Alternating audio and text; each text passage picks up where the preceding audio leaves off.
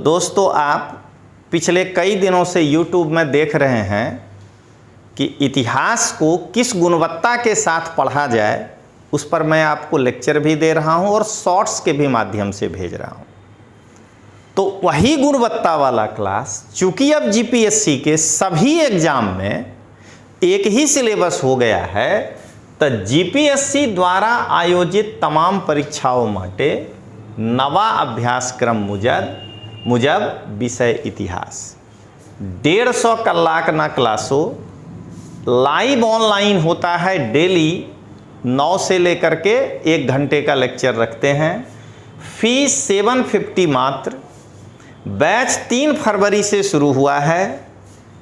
अब डिस्काउंट नहीं है, ये 2 तारीख तक डिस्काउंट था 25%। अब 750 में भर के आप ये गुणवत्ता युक्त क्लास करिए। 150 कलाक का क्लास है और मैं पढ़ा रहा हूँ। मेरा अनुभव 25 साल का है। बैच में जोड़ावा माटे कॉल करो 9428804128 या इस QR कोड को स्कैन करके और आप जो है इस कोर्स को ज्वाइन कर सकते हैं। दोस्तों, आज हम लोग पढ़ने जा रहे हैं ब्राह्मण ग्रंथ। तो एक कर्मकांडीय ग्रंथ छे, लेकिन इसके पहले मैं आपको यह बताना चाहता हूं कि वेद जो है उसकी रचना मंत्र में हुई है। ब्राह्मण ग्रंथ जो है वो वेद के मंत्रों को गद्य में लिखा गया है। इसके बाद आरण्यक आएगा। आरण्यक जो है वो वेदों की व्याख्या है और उपनिषद वेद का टीका है। ये 4 चीज ध्यान रखिएगा और तब उसके बाद जो है आगे हम लोग जो अभी पढ़ रहे हैं ब्राह्मण, आरण्यक, उपनिषद, वो आपको समझ में आएगा। ब्राह्मण ग्रंथ में हम लोग ऐतरेय ब्राह्मण पढ़ते हैं तो क्या जानना चाहिए? ऋग्वेदनो ब्राह्मण ग्रंथ छे, तेनो लेखक महिदास छे। महिदासनी माताનું નામ ऐतरेय હતું। આના કારણે આ બ્રાહ્મણને ऐतरेय બ્રાહ્મણ કહેવામાં આવે છે। તેમની માતાનું બીજા નામ ઈલા હતું અને તેમાં સોમયज्ञનું ચર્ચા હતું। अगर परीक्षा में ये पूछे कि ऋग्वेदना ब्राह्मण, आरण्यक અને उपनिषदનું नाम, तो मैं आज आपको एक फॉर्मूला बता रहा हूं। आप याद रखिएगा फॉर्मूला रैक 222।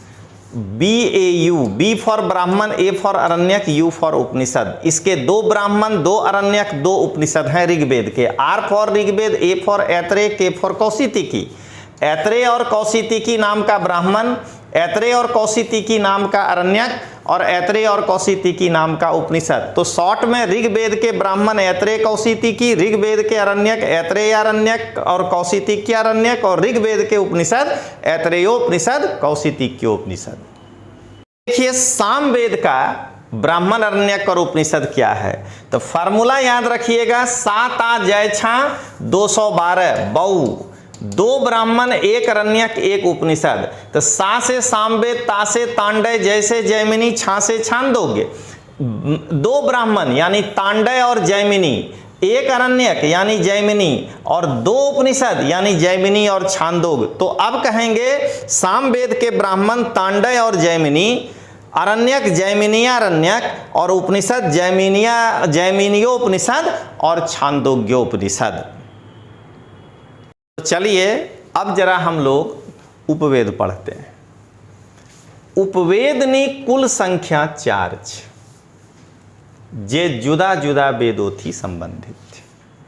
यानी कुल उपवेद 4 हैं और ये अलग अलग उपवेद से संबंधित है। तो ऋग्वेद थी जोड़ाइला उपवेद। तो सबसे पहले याद रखना है ऋग्वेद थी संबंधित उपवेद आयुर्वेद छे। पहला क्वेश्चन।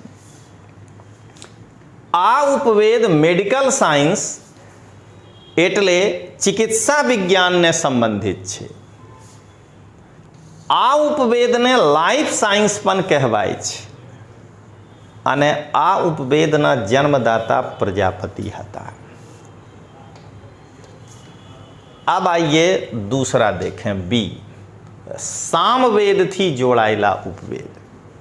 તો સામવેદથી જોડાયેલા ઉપવેદ ગંધર્વ વેદ છે. આ ઉપવેદ સંગીત કલાથી સંબંધિત છે અને ગંધર્વ વેદના જન્મદાતા નારદ મુનિ છે. હવે સી યજુર્વેદથી જોડાયેલા ઉપવેદ. તો યજુર્વેદથી સંબંધિત ઉપવેદ ધનુર્વેદ છે. આ યાદ રાખજો. આ ઉપવેદ યુદ્ધ કલા વિજ્ઞાનને સંબંધિત છે. આ ઉપવેદના જન્મદાતા વિશ્વામિત્ર મુનિ છે.